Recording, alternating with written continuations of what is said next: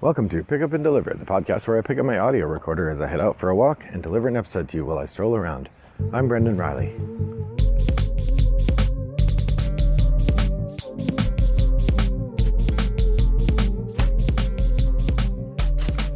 Well, greetings friends. It is Wednesday morning here in suburban Chicago. It's a lovely day. The sun is out, the sky is cloudless and bright blue, and the weather is very nice. I'd say mid to high 70s. Not too humid. It's a great day to go for a walk. It is August 7th when I'm recording this, which puts me 6 days late for releasing to you my top of the stack for August episode. My only excuse? Gen Con. That's right, I was at Gen Con for the last week. We left basically on August 2nd, but I didn't have time on August 1st to record because I was getting ready to leave on August 2nd. And so because of that, I'm recording my episode for you now, much later than I normally would for an August top of the stack, but there it is. So let's just jump right in. For those of you who are new, the top of the stack episode is my monthly roundup in which I talk about the games I've played recently, stuff I tried out for the first time, and what I'm planning to play next month. It's just kind of a roundup episode, a chance to reflect on what I've been playing, and a chance for you as listeners to participate in that conversation by coming to Board Game Geek Guild 3269 and posting your thoughts. Some of our regular listeners post forums there regularly already, and so you don't have to do anything else except come and participate in that discussion. All right, so here we go. I always like to start with monthly stats. Monthly stats for July. Oh, I do like to mention one more time the top of the stack, the phrase top of the stack, and generally the idea for doing it this way. I borrowed liberally from the podcast of Nonsensical Gamers, which has been off the air longer than this podcast has been on the air, but I still miss it. Recent news, Dan Halstead, I think is his last name, scandalous_nad on Twitter, recently had a second game come out. His first game was called Bees. His second game is called Storm Chasers and apparently is available in Target now. So if I see that and I have a little extra scratch, I'll probably pick it up because I'm a fan of Dan. All right, here we go. Monthly stats for July. First off, we have 73 plays of 52 games for a year total of 552 plays of 221 games. I'm slightly off pace to play 1,000 games this year. I guess by the end of July, I should be a little bit more than 550, although I'm not too far off. And if the gaming picks up again and as the school year rolls up, that would be great. I will say, generally my experience at the con results in playing a lot of games, that was not the case this time. I did not record my 1 or 2 plays of Bigfoot Roll and Smash, but otherwise I just demoed Bigfoot Roll and Smash the entire weekend. So I didn't really get to try any of the big new con games or any of the new hotness, but I still had a lot of fun. So, okay, so other stats. My shelf of opportunity, which at the year started at 60 games and has been cycling in and out, staying at about 60 games. I started July with it at 60 games and I've reduced it now to 58 games. So I knocked 2 games off my shelf of opportunity. Not making a lot of progress there, but holding my own, I guess. It's not getting bigger. My most played game this month in real life was the Bureau of Investigation, and my most played game online was Concordia, although I think that was tied with Through the Ages. My top of the stack this month, the three games I picked out plus the 1 bonus were Glass Road, Fleet the Dice Game, Bureau of Investigations, and Lords of Ziddit. I played 2 of those 4. I did not get Glass Road played, which I was disappointed about, but I think it's going to stay on the list again for next month. I did get Fleet the Dice Game played, and I got Bureau of Investigations played. So not a terrible result, 2 of the 3. The reattempt was going to be Lords of Ziddit, and again, I did not get that one played. That one's got to be a toggle game, and I'm just going to have to set it up and see if people will play with me. All right, next up, Out of the Dust plays. These are games that I haven't played. Oh, I'm sorry, next up is First Plays this month. These are games that I played for the first time in July of 2022. I have 13 of them, looks like. First is Bureau Investigations in Arkham and Elsewhere. I think I've talked about that on the podcast already. If not, it'll be coming up soon in a Shooting from the Hip episode. We have Tetris, Control, Crimes and Capers, High School Hijinks. This is a series from Renegade Games. It's almost like a murder mystery dinner party type game. We have Trapped, the Bank Job. Again, that's another 1-play game. That was the one that was sort of like an escape room where you actually put stuff on the walls and move around your room. It was pretty cool. We have The Living Forest, which is a push your luck game, which I believe either won the Spiel des Jahres or was nominated for it. The Initiative, I think I've talked about that already. If not, Yeah, I'm pretty sure I did. Yes, I know I did.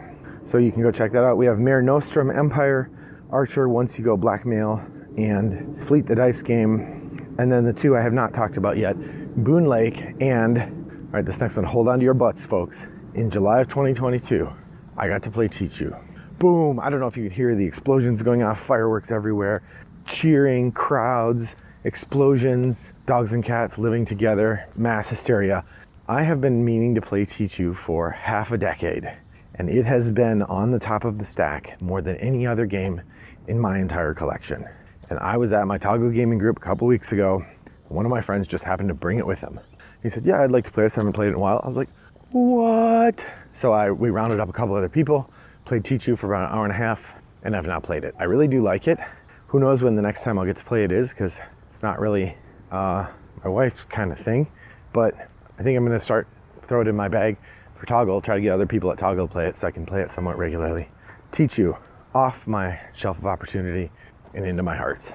And the last game I tried was Transmissions. This is a game I borrowed from a friend. This is a relatively simple set collection game but it's got a couple neat mechanisms, which I'll talk about in the Shooting from the Hip episode I do about it. Suffice to say that it's cute, it's not too hard to play, and it's fun. In fact, my wife and son liked it enough that we decided we would hang on to it and play it again another time or two in the future days. So that is Transmissions, which brings me to 86 new games tried this year. So I'm well on my pace to break 100 games in a year, which is generally my goal. Not as good a pace to play 1,000 games in the year, but that really depends on how robust my online gaming is, so I need to step up my game there. All right, next up we have Out of the Dust plays. Remember, Out of the Dust games are ones that we haven't played for a year or more. These are games that got dusty and then you dust them off, and bing, bang, boom, they are out of the dust. So I had 3 games that came out of the dust this month. The first was Point Salad. This is a game that had been 1 year, 11 months, and 19 days since I had played. It's a nice little filler. We played it with our neighbors, and they seemed to enjoy it. This game, I mean, it's simplicity itself. I've talked about it before, but you have, on one side of the card, you have vegetables. On the other side of the card, you have a scoring condition. Each card is either played as a vegetable or a scoring condition. If you take a card as a scoring condition and you want to turn it over and make it a vegetable, you're allowed to do that. You cannot, however, go the other way. On your turn, you take 2 vegetables or 1 scoring condition, and at the end, you add up all your scoring conditions and you win. You get points. One of the nice things is some of the scoring conditions have negative points on them, so you have to be careful. You can't just take them all, because some of them will actually make you lose points, even as other ones are making you gain points for the same thing. So for every onion you have, you might lose 2 points for one of your scoring conditions, you gain 4 points from another one, or something like that. It's an excellent game, fantastic filler, always a hit. Point Salad. Next up we have Small World. This is a game I hadn't played in a year, 4 months, and 21 days. Small World is an excellent area control game in which you are trying to master one of the magical races of this highly conflicted fantasy world. And the big part of it is that each game you play is different, because the races and the powers that they have are on separate tiles, and you shuffle them up. So one time you might have the flying halflings, another time you might have the rampaging halflings.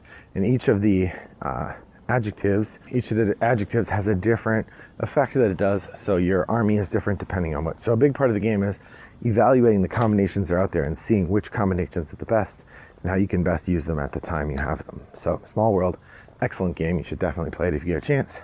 And Foundations of Rome. I sort of talked about this in one of my episodes because it had been 2 years, 1 month, and 26 days since I played it. And when I played it, it was on Tabletop Simulator instead of in person. And so playing it in person was fun. That's Foundations of Rome. All right, next up we have the 52 game challenge. As usual, I have added a couple games to my play of the 52 game challenge.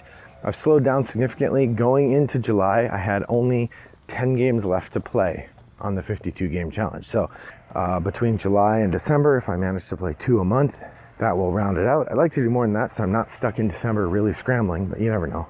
But 2 a month is the minimum, and I got 2 this month. I did play your favorite new game that you learned in 2021. So to figure out which is my favorite 2021 game, I went back and looked at my top 50 that I did at the beginning of this year, which you'll recall included 2021 games. And the only 2021 game that made it into my top 50, or one of the only ones, was Cascadia.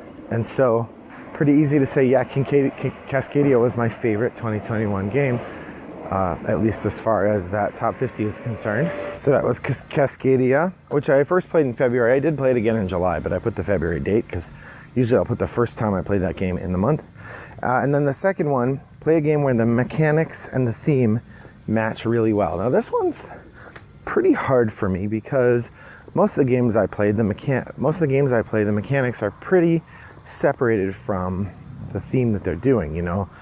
Like Boon Lake, for instance, is a game I played this month. In Boon Lake, you are building up a development and sort of helping to settle this long abandoned land, and you're doing it by moving your boat piece and playing cards and manipulating little pieces. And so while the feel of that game is interesting, it's hard to say the mechanisms match the game very well. Interestingly, so then there was the version that I picked to be a game that I think does match really well is the Chameleon. Now the Chameleon game is almost an abstract game, right? It is a party game in which you have 8 players. They get dealt a roll card. 7 of them have a little chart that shows the results of the die and tells you which answer of the possible answers on the table is the correct one. One person just has a card that says you are the chameleon, and they do not get the answer, so they don't know which answer on the table is the correct one, and thus is the game. So the idea of the game is that each person has to give an answer, has to give a clue to tell the rest of the table, I know what the answer is, and at the same time not give the clue away so much that the chameleon can figure out what it is.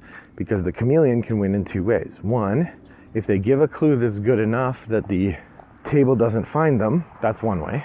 The second way is if they are caught, then they can guess the correct answer, then they win that way because we've given too much of a clue and they know the answer. So there's 2 sides to that discussion, and either one could result in them the chameleon winning the game. The way that the non-chameleons win the game is by identifying the chameleon and giving clues that are vague enough that the chameleon can't guess the answer. So when I was thinking about games where mechanisms match the theme is you're a chameleon hiding among a group of people. You're trying to hide by mimicking them. That is literally what you do in the game. You are literally hiding by mimicking them. You can't be exactly the same or you'll get called out. You can't be too different, you get called out. Your goal is to hide what they're doing. So the mechanisms of the game make you feel and do the exact thing that the theme of the game is about.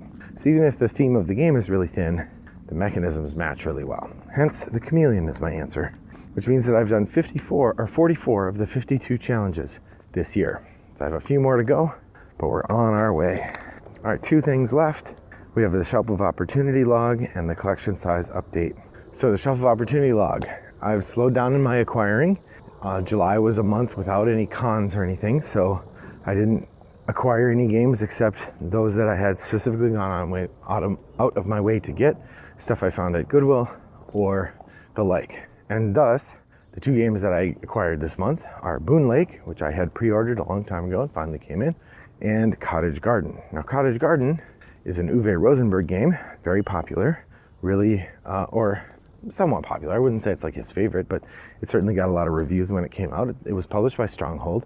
If I go to buy it today, the retail is $60 and the price, the listed on Amazon stuff is like $45. I found it at Goodwill for $3.99. So that was a pretty good find. Really fun to have that. I haven't gotten to try it yet though, so that is added to my Shelf of Opportunity, as is Boon Lake.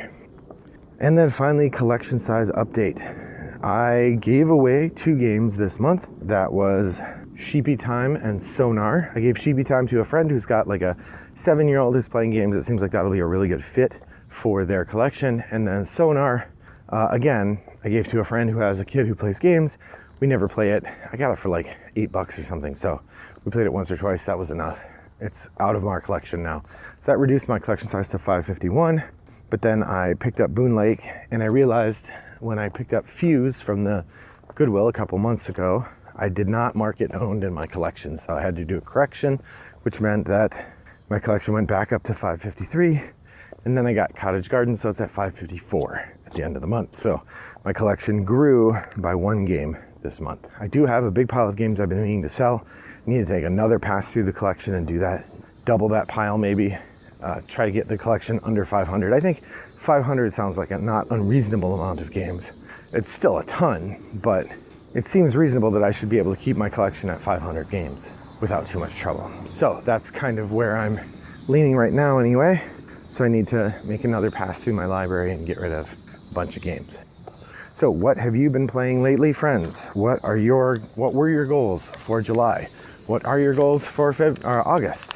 Let me know over in Board Game Geek and Guild 3269. I'd love to hear what your goals are. You can also send me a direct message on Board Game Geek. My username is Wombat929. Or you can send me an email, Brendan@Rattlebox Games. Any of those would be a delightful way for me to hear from you. If you want to play a game with me, I'm on Board Game Arena, Boitajou, and Yucata.de as Wombat929. That's about it for me today. I'm approaching the construction in front of the house next door to mine, so I'm going to sign off and say I hope your next walk is as pleasant as mine was. Bye-bye.